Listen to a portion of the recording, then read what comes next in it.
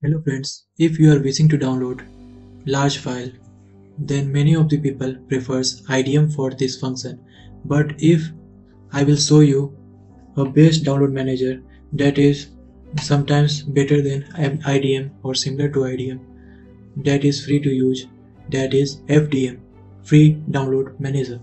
For that, you have to go to your browser, search for FDM, and here you have to go on the official website.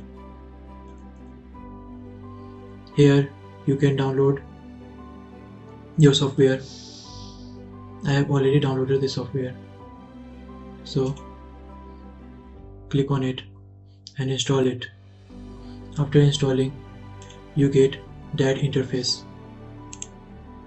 For its extension, you have to go to Chrome Web Store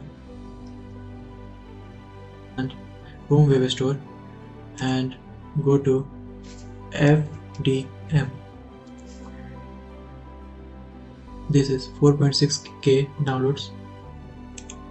Open it and install it. I have already installed it, so it is saying remove from Chrome. You have to install it, and here this icon will appears.